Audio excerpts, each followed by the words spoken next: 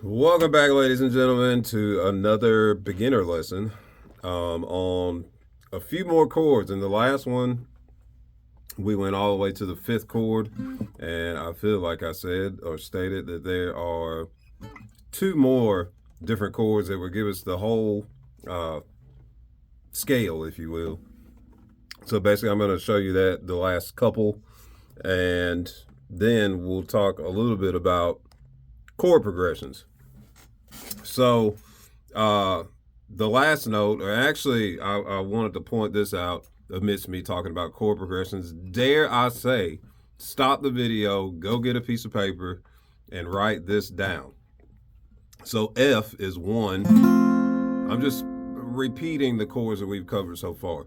G minor would be 2.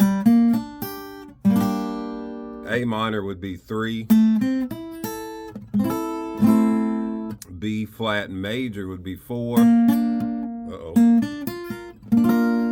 C, which was the last one we hit, major, would be 5. The next one I think everybody could play. I'm basically going to show two different ways to play the last chord, but the next one would be 12, and then 10, 10, 10 is a D minor. That would be your 6th chord. Now, if you have a cutaway like I do in my guitar here, you see, you can probably go on up to 14. Now here, I would play index on the 14 of the D, and then I would bar the other 3 below, fret 15. So I'm holding 3 fingers with just that, just my ring finger, those bottom 3. Would sound like that, and then you add the 14th fret in there with the index. That's how I would play it, and then you bring the ring back up to the D string, the 15, and you're basically playing the same shape you played earlier, where you were playing 3, 2, 1, 1. So it'll be 15, 14, 13. Did I say that right? Yes. 15, 14, 13. 13. But if you don't have a cutaway after that D minor 12, 10, 10, 10, I would go all the way down to 2 and play 2, and again with the ring finger try to hold the bottom 3, 2, 3, 3, 3, and then you'd be back at F. Pause for the cause. Let me grab a pick. I'm just gonna play through all of those in both shapes. So what you notice is that the first one, if you have the cutaway, excuse me, if you even heard that, but it's a lot easier to, play a whole octave up from where you started. Versus the other way, you kind of loop back around to the low end and end up where you started. But very quickly, here we go with the F major. 3, 2, 1, 1, G minor, 5, 3, 3, 3. 7 for the A minor, 7, 5, 5, 5. B flat major, 8, 7, 6, 6. C major, 10, 9, 8, 8. D minor, 12, 10, 10, 10. If we're going straight, 14, 15, 15, 15. And then 15, 14, 13, 13. And then, even though we just did it up, you may practice that going backwards also.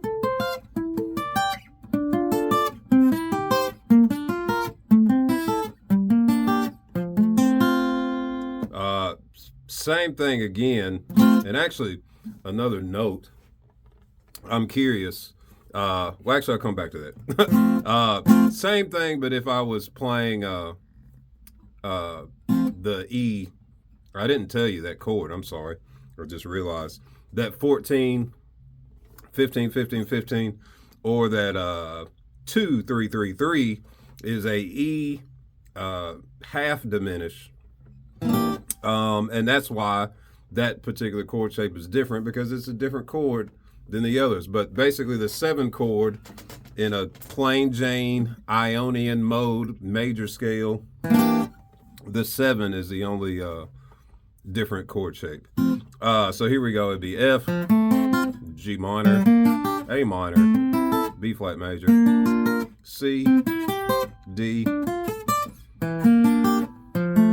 And so if I was going backwards, I'd start where I am ending.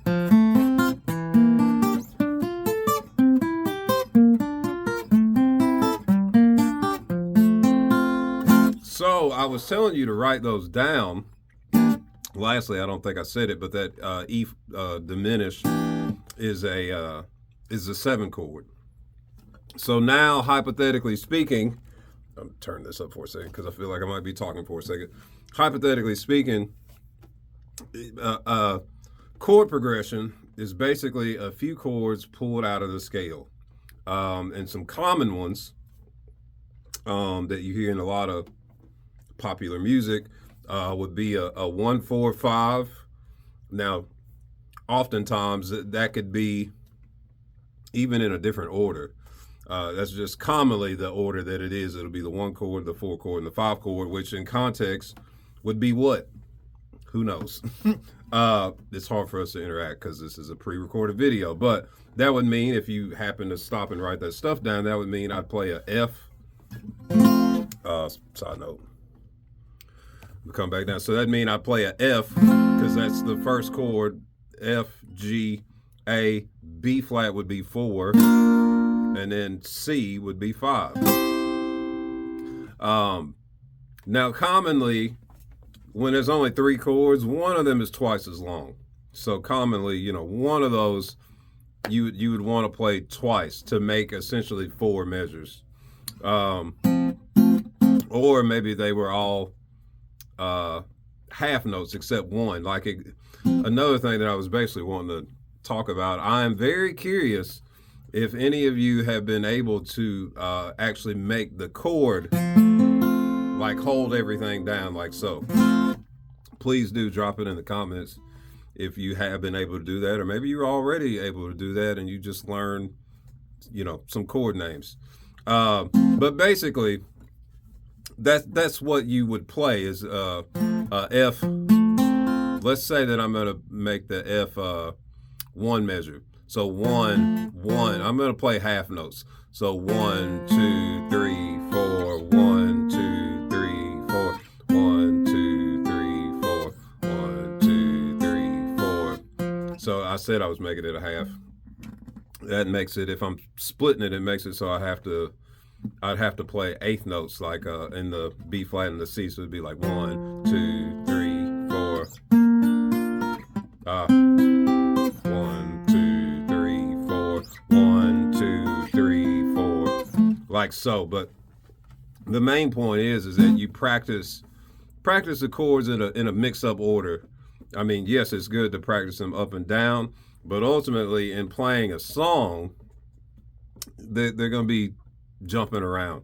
Another common one would be a 2-5-1, which would sound like it would be, God, I wish we could interact in real time. It'd be a G minor, C major, and then a F major. And technically, more often than not, I find the 1 would be twice as long.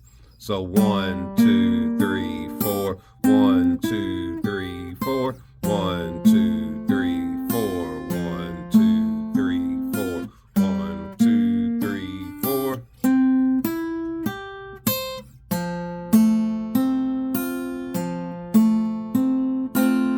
Like so. So lastly, I mean, that's just a bit of insight into how chord progressions work. But again, you want to strive to practice trying to hold everything down and make the chords. So, even that same thing, it's like you can start to have some strumming patterns and a little more feel like a G, 2, 3, 5, F, or the 1, 2, 5, 2, 3, 4, 1, 2, 3, 4, 2, 2, 3, 4. Like that's music.